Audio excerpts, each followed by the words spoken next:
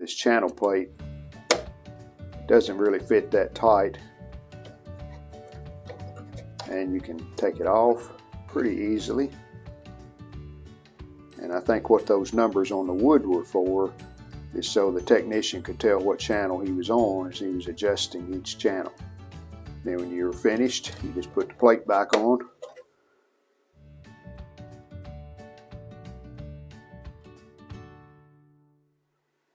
Hello again, everyone. Welcome back to part 3 of the 1949 Admiral restoration. Chassis is working great. This has been on a couple hours now and everything still looks good. Let's talk about the cabinet now, and I'll tell you what I have planned for it. It's pretty rough as far as the finish goes, but the good thing about it, I don't really see any big pieces of veneer missing, and I think this will clean up really well and put a new finish on it. I think I failed to mention that the back is missing, but that's not going to be a big deal because I'm going to make one. This is a Sam's. Now, I think the picture is showing the Bakelite cabinet model because you can see the rays in the center of it there. But I'm sure the back's not that much different. You have to stop it here at the bottom so you can get to all the controls across the bottom of the chassis. So, and that's probably the bottom screw right there, and it's ½ inch or so from the bottom of the back. So we're going to make a back. We'll make a template first out of cardboard, get it fitting good, and then we'll just bore some holes in it. I think we can make it work. Here's my cardboard I'm going to use to make a template. Good fit there at the top and the side. I want this back to cover approximately half of that board, so it'd be right in there. So if I slide this over to where it's at the edge of this board, the inside edge, and mark it at the outside of the TV, then that should give me the correct size. Okay, this should be fine side to side. I'm going to drop it down just a little here at the top. Not a whole lot, we'll go about right there. And then all we have to do now is mark the bottom, cut it straight. That should work. So now we're going to go down to the shop. There's a piece of masonite. Here's a pattern. Well, can you tell what I've done here? I just drew grids on the cardboard. Alright, there's our piece of masonite cut out. I'm going to just put the template on the masonite. I'll tape it down. Just use some masking tape, tape it, and then bore through the cardboard and then through the masonite. I think that'll work. Printed a danger high voltage label. That'll go right in there. And when we cut out for our antenna input terminals right in here, then we'll make a label for that. I did spray one coat of the clear over the top, but I purposely sanded it to where I think you can see the scratches and sanding marks to make it look rather old. Didn't want it to look like a brand new back.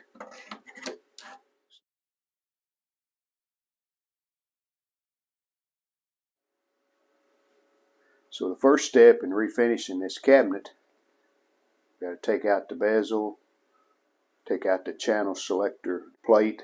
I take out the board that holds the grill cloth and get this cabinet stripped down to where there's nothing in it, and then I'll show you my plan for refinishing it.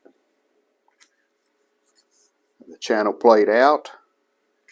I have 4 screws out of the speaker panel, but we got another screw here in the front.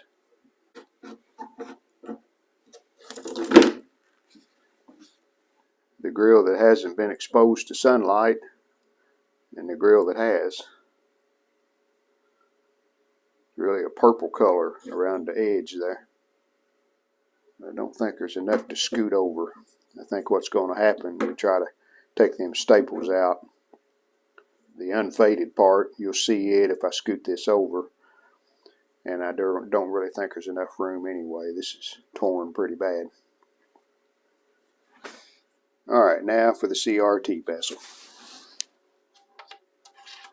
These screws, pretty long screw with a washer, and they went in the top. And we just have 5/16 nuts here in the bottom. Don't even need the handle for the X-light.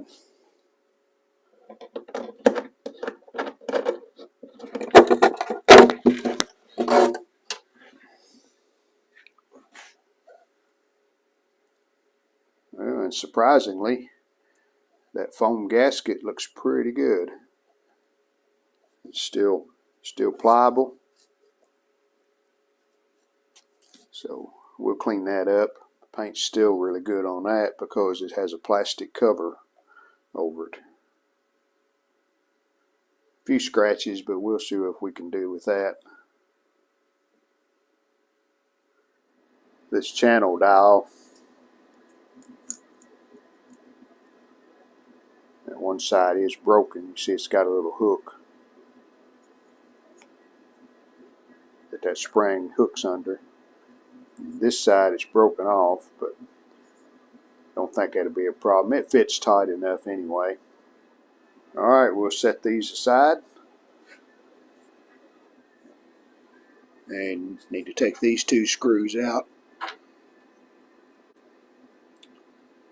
Those have knurls on them, you can see, that push in.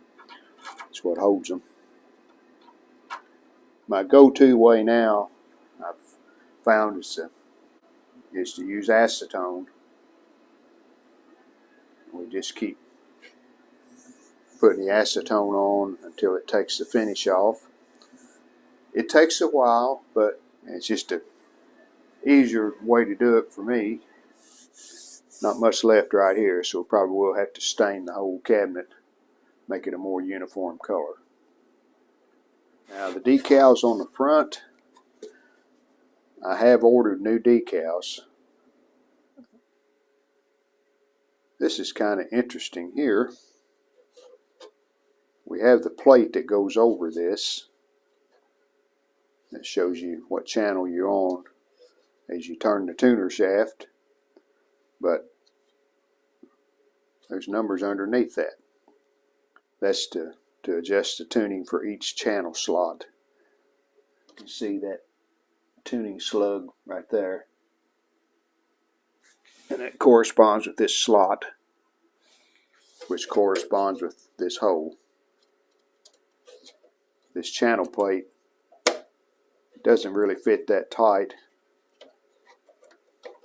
and you can take it off pretty easily. And I think what those numbers on the wood were for is so the technician could tell what channel he was on as he was adjusting each channel. Then when you're finished, you just put the plate back on.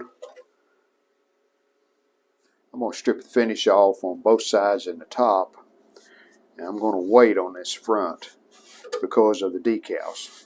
In case something happens and they're not available or an issue arises, I'll still have these old ones that I can use if I have to.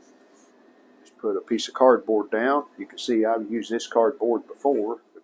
The good thing about the acetone, if you just continually put more above where the finish is stripped off, then it continues to eat into the finish below it. Makes it a lot easier to get all of it off. Finish is gone up here. This is water stain. I'll go back over it a few times just to be sure. But we're working our way down here, and this is a residue from up here, and just using this chip brush. It's good and stiff. And I am wearing a mask, and I have the storm doors slightly open there to get a little fresh air in. So, because there are some fumes with this acetone, you want to be careful there. Have the outer finish removed with the acetone. We got a real bad water stain. The wood's turned black and stained. So this part, I'm letting this soak, and this is bleach. I'm hoping this will work. It'll bleach out that stain, at least maybe hide it some. We may not be able to get rid of all of it, but I think this is going to help from what I can just tell by watching it work here. There's quite a difference between this area and that area.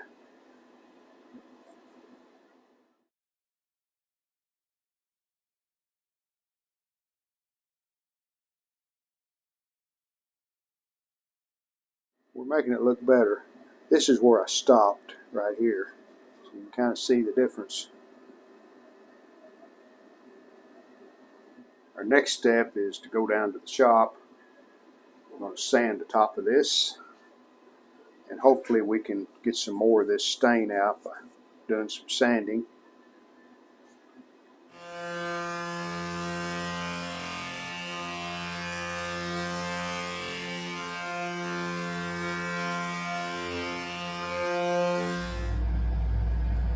That's looking better. We're going to do a little more sanding because you can still see the dark.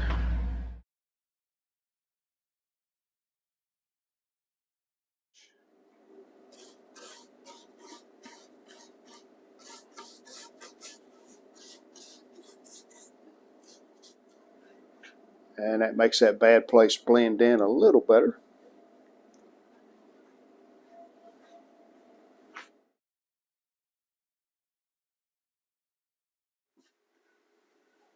You would think that using a light colored stain that matched the original finish would work okay, but this is what I used. I used a Cabernet, which is a red tint, and a dark walnut.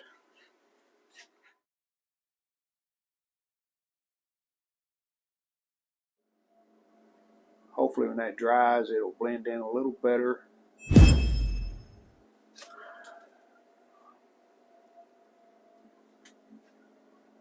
First coat of polyurethane.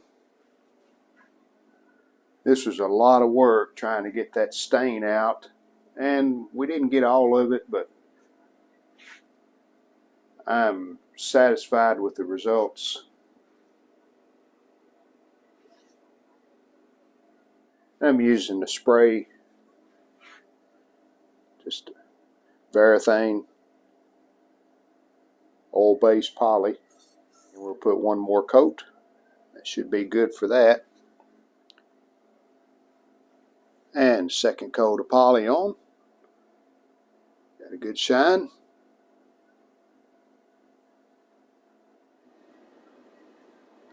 Well, good news on the decals.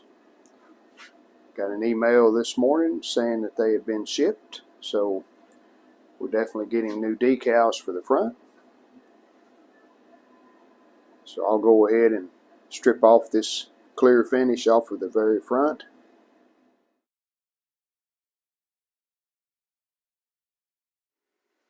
Old finish stripped off with the front. And I went ahead and done the picture frame molding too. Now I stopped. I didn't do anything here on the top, but I done the front of these moldings along with the front of this. Cleaned it, then I put a fresh coat of stain I used that early American stain. As soon as that stain dries, we'll put some poly on top of that. And I will just spray back onto this top that I've already polyed. That way it'll blend in. We'll be ready for decals. That stain's looking pretty good. Turn darker once the stain started to dry and soak into the grain of the wood. So we'll give this a few hours to completely dry. After 2 coats of polyurethane on the front,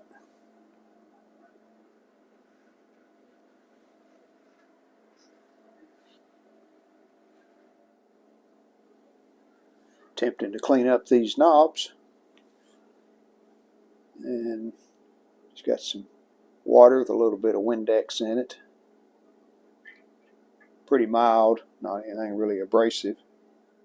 These knobs are very decorative. Middles have that pattern in them, and then it has a gold ring around that. Those cleaned up pretty well. The only thing I'm going to do is to touch up this gold.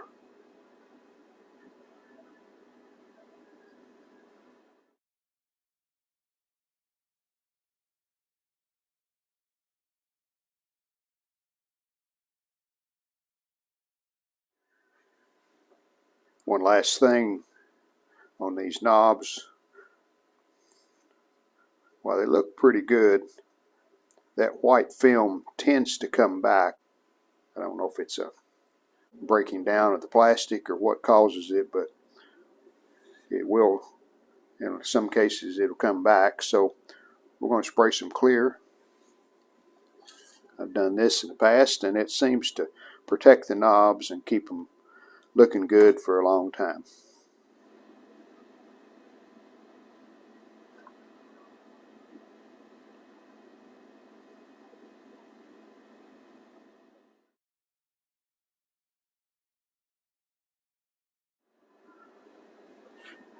This bezel's in really good shape. A few scratches in the plastic, so I've been doing some polishing. A scratch remover.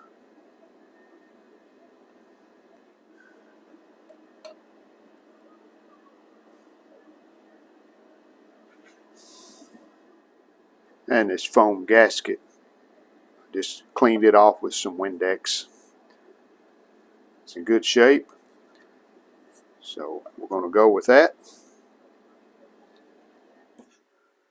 Got the decals today. What I like about these, I actually got 3 sets. 3 of each. That's good for a couple of reasons. Number one, if we make a mistake, we've got some backups. Number two, we've got 3 sets of decals here, so if we ever do another Admiral, we can possibly use them.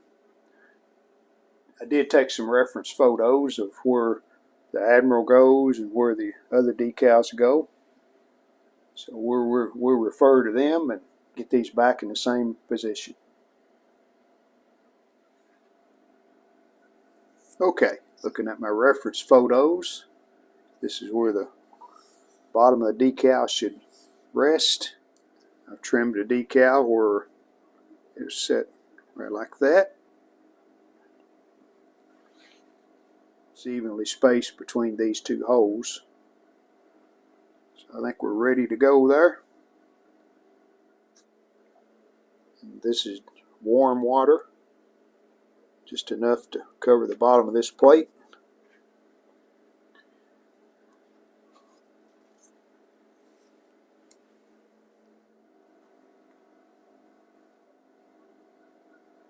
And we'll just take a soft brush and brush out the bubbles in the water.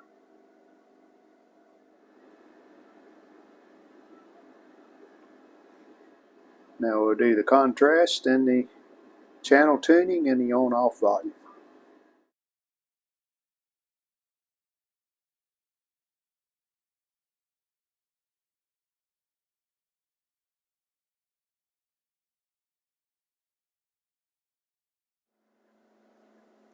Hey, that went pretty well, and now we have 2 more sets that we can use if we need some in the future. Front bezel back in.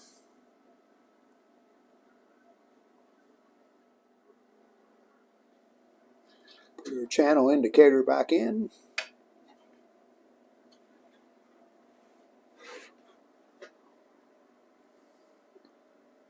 Next will be the speaker grill. I'm going to put some new grill cloth on this speaker board. It just has staples I need to remove. I got the ones out that were holding the cloth. There's the other side of the cloth. And we've got a few more right here on the edge. I'll probably just push them in the rest of the way because they hold this metal grill. And what's that for, you might wonder? So kids can't push stuff through the front of the set and damage the speaker.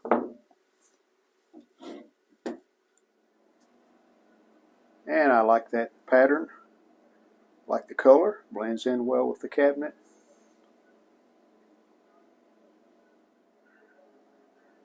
Speakers in. So we are ready for the chassis. Doing a test fit on the back that we made. And I did have to bore these holes where the screws go. Got all the holes lined up, the screws fit. And just used a Dremel tool with a little bit on the end of it to bore those holes. I've temporarily put the chassis back in the cabinet. Not doing reassembly yet. Just want to put it in to get an idea of where to cut out for these antenna terminals. There's where we need to cut out. I'll try to straighten that up. That's just drew that by hand, so we'll straighten that up and make it rectangular when we cut it out.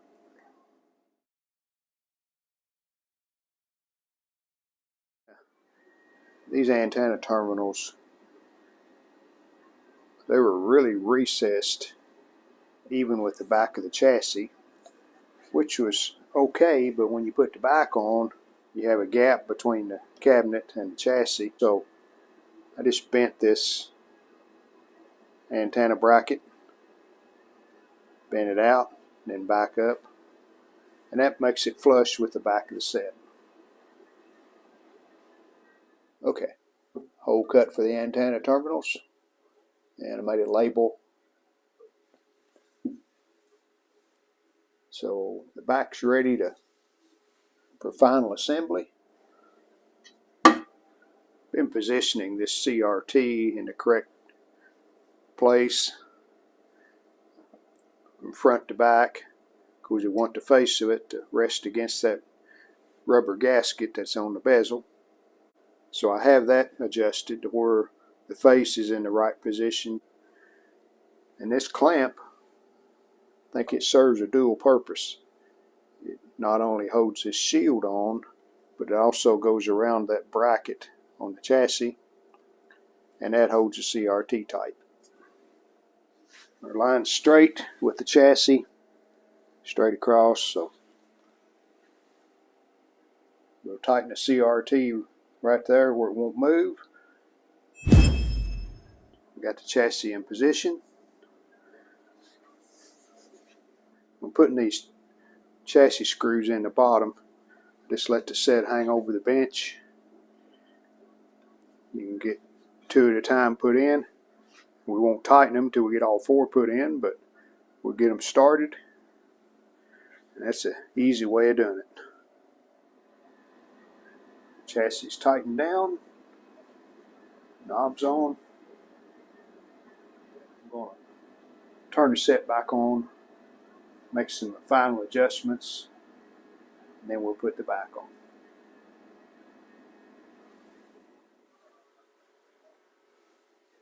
Alright, we made all of our adjustments and the set's playing well. Here's a final look at the back.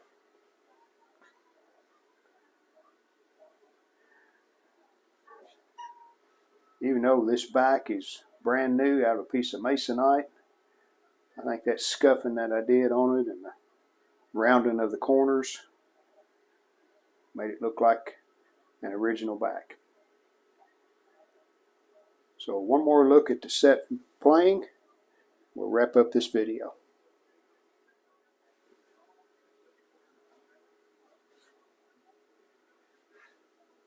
I think this is one of the brightest 7JP4s that I've ever been able to use in one of these old sets. Contrast is good on it. The brightness level is good.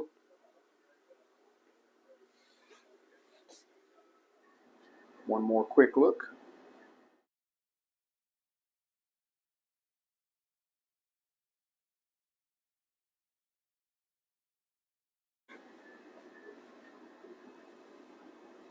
Like the grill cloth, I think it works well with that color cabinet. Knobs turned out great. They were good anyway, but putting that clear on there really made them shine, and decals look nice. And again, one of the better 7JP4s that I've used in a restoration. Bag of high voltage caps that I said I was going to hang on to. We'll just lay them with the set.